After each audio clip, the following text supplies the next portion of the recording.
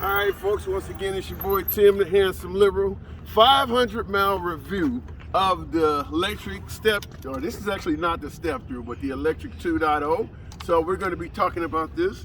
Once again, big man, 6'6", 310, 315, depending on what I ate as usual. But 500 miles is on this baby now. Just wanted to talk about a few things, because I know you guys all wonder, like, you know, can you ride something like this when you're as big as I am? And this is as big as you need to know for these bikes once again. So far, I haven't had a lot of problems out of it. I will tell you, the seat, like I mentioned in my first video, and I will link that in the description when I first got the vehicle. I did a video on that. The seat depresses a little bit more than I'd like. Now, some of the viewers put in the comments that the seat was only rated for 220, 230 pounds. I haven't had any problems out of it. I had to tighten the screws up a couple times because they loosened up, but I ride the bike quite a bit. Like I said, 500-mile review. Other than that, the only thing I can tell you, I did have a loss of air, but I'm not going to call it a flat because I put air in the tire and it's been holding steady. I had it inflated to 35 pounds. Another thing that I would recommend doing is I lock out the hydraulic shocks because okay, now as you can see, well, I don't know, they should depress down. There you go. The shocks, actually, as you see, there's a little bit of travel on that. But like I said, the bike is not rated for somebody my weight. So when you hit bumps, it goes all the way down to some degree and can bottom out. Same thing with the shocks in the seat. So I'd almost prefer if you didn't have if you didn't have the shocks being, you know, depressing as much as they do. But there's nothing you can do because the bike is not rated for my weight. It's rated for probably someone at least 50 pounds lighter. But I'm just going to show that you actually, you know, a big guy can actually use this vehicle without much hassle. Other precautions that I take is when you're going down curbs or you're hitting bumps, get your booty off the seat, because if you're sitting on the seat when you go down a curb or something, you're putting all of that on your back wheel, and that's how you can warp or pop spokes. And I have not had that problem, and I do not want to have that problem. So that would probably be the only other thing I would recommend. In regards to speed, like I mentioned earlier in my previous video, linked in the description, you're not going to get the speed or the range that the manufacturer tells you. You're not going to get up to 28 miles an hour. This bike is unlocked, and I can do maybe 21 on a flat surface if I hold the throttle in PS5 for quite a while. And that's without pedaling. Now, if you really want to pedal your butt off, you may be to get a little bit more, but the other issue is the gearing. The gearing on this bike it's just not suitable for high speed or heavy mechanical advantage. So once the bike is going over probably 15 miles an hour, you can still pedal, but the pedals are going to be very low friction. You're not really applying much additional speed to the bike because the gearing, you'd probably need a bigger flywheel or a bigger front gear and smaller gears in the back to give you a better mechanical advantage. But this is an entry-level bike, and the reason we purchased these is because they're budget friendly. They're some of the more cheaper bikes on the market, but they're also well put together. I don't have an issue with it feels very solid when you're riding. It almost feels like you're on a small motorcycle or a motorbike or something of that nature. So I don't feel like this is going to fall apart on me or anything. And I keep saying 300 plus pounds, you know, 6'6", and so I would certainly tell anyone looking to purchase this for maybe the holidays or something like that. I'm a fan. The only things I'd recommend is probably get yourself a better light. I do have an additional light. We're not going to brighten up the camera with that, but I did purchase an additional lighting system on the bike because the light that it comes with, it's nothing to talk about. It's pretty dim at night. I'm not going to do an example, but I've ridden down the street with the stock light on, and I turn my own light on, and it lights up the street a hell of a lot better. So I'd recommend getting a better light. They do have an upgrade on Lectric site, but from what I hear, even that's not that great. Get you something like this where you can take off and charge it, and you're good to go. Same thing with the seat. Most of the folks purchasing the bike has bought the comfort package, so you get the seat with springs and shocks built into it. Once again, at 300 plus pounds, I can push the shocks down on this seat and bottom it out pretty much. So I'm looking to possibly find a different type of seat without the shocks in it, because there's just too much play for my weight. You know, you want it to only be activating when you're hitting bumps, not just simply because you're heavy, and that happens with me on the bike. Other than that, I will say, obviously, a lot of us purchase these bikes because of the portability. You can fold them up and put them in vehicles, slide them under the bed, or put them in the attic or wherever you want to put it. It's a hassle, folks. I'm not gonna lie to you.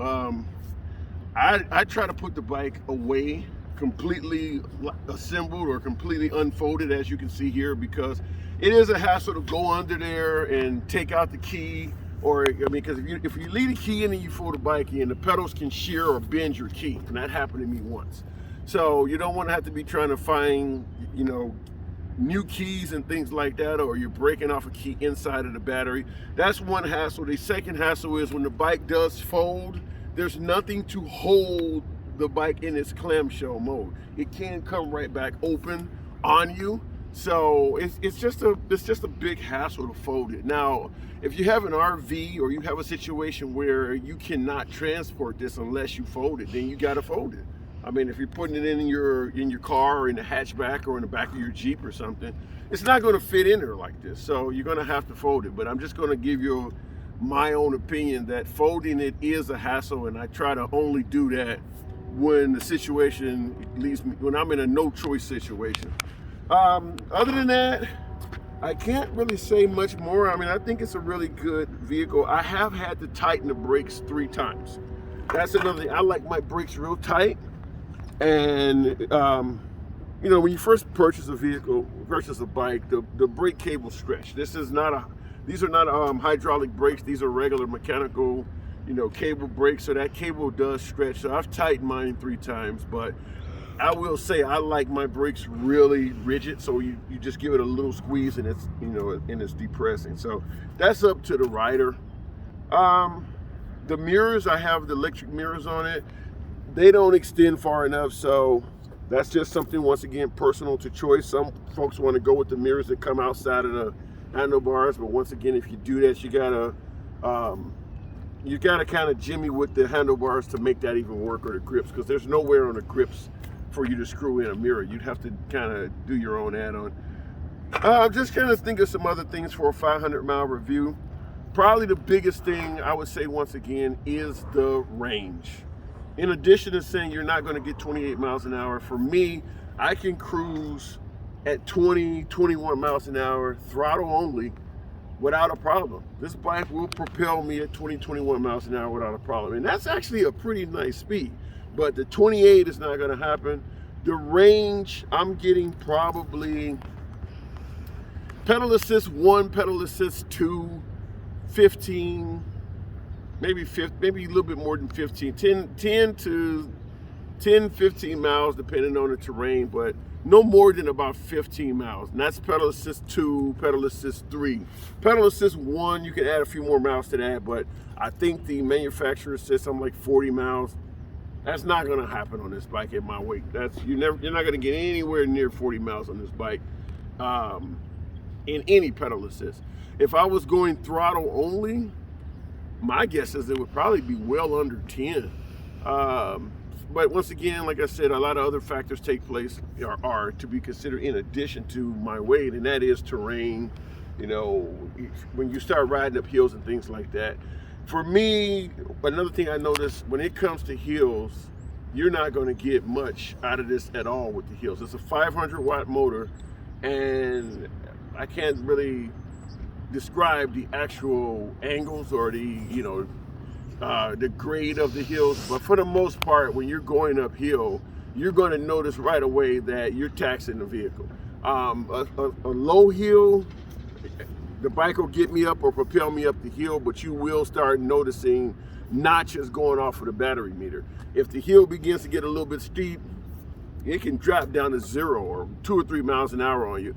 I will recommend definitely learning how to change gears, because a lot of folks buy these and they leave it in a certain, they'll leave it in the hardest gear, which is 7, and just go riding around. Well, it's a heavy bike, and if you're going to be applying pedaling or trying to pedal in pedal assist 1 or some of the low or none at all, you need to learn how to actuate your gears. But that's, once again, something personal. It depends on what your knees and legs are like. When you're riding up a hill, you actually can make it happen if you drop down to the lower gears, and I've done that. And I will also say, even with this bike being the weight it is, it's quite usable without any pedal assist at all. So if you're out riding and you're worried, well, what happens if the battery dies? How am I going to get it home? You can ride this like a regular bike. And you don't need to be, you don't need to have tree trunk legs with that kind of strength to do it. You just need to know how to drop your gears. You drop the gear down low, 1 or 2, and you can pedal this without a problem.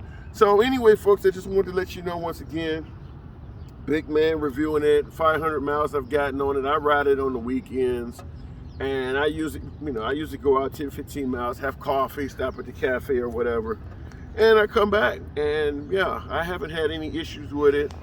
Like I said, somebody in the comments were like, yeah, you're working it, but it ain't gonna last so long. Yeah, it's fine. Nothing's smoking, folks. It's not straining or screaming out at me. It's riding fine. So this is your boy Tim, the Handsome Liberal. If you got any comments on this, feel free to ask. If you can see in the background, I just did a quick review on the H5 Evercross. That's an electric scooter, and believe it or not, did a big man review on that, but I'll leave that up to you. So if you want to watch that, there is a link in the description for that 300-pound big man review of the H5 Evercross. But once again, if you got any comments about the Lectric 2.0, feel free to drop a comment. I will respond to any and all comments about the bike, and I'll let you know what I can about what I've experienced from a big man's review. You're probably watching this video because there's not a lot of big men reviewing this bike. Certainly not my size. So this is for those who've been wondering, can a bike at this price point get you where you're going and make you feel comfortable doing it? And my answer is unequivocally yes. One real quick other addition is I changed the pedals. The pedals that come with the bike are pretty slippery. If you notice, my pedals have some I don't know what you want to call those, but like little screws that stick out or whatever, give you much better grip. You don't want your feet slipping off at 20 miles an hour. So I went out and purchased different pedals because I wasn't folding the pedals anyway. The ones that come with it, they obviously fold. That's not a big deal to me, so I purchased other pedals. So once again, that's about it that I can think of. Yeah, I think it's a pretty decent bike for the money, and I don't think there's any problem with it handling a guy my size. So, like I said, this is the Handsome Liberal. Feel free to drop a comment. Once again, I'm asking you to do what I always ask you to do. Show your boy some love. Subscribe to the channel. If you like what I had to say, give your boy a thumbs up. If not, feel free to hit the thumbs down. Leave me a comment. Let me know what led you to do something so horrendous. Catch you in the next video.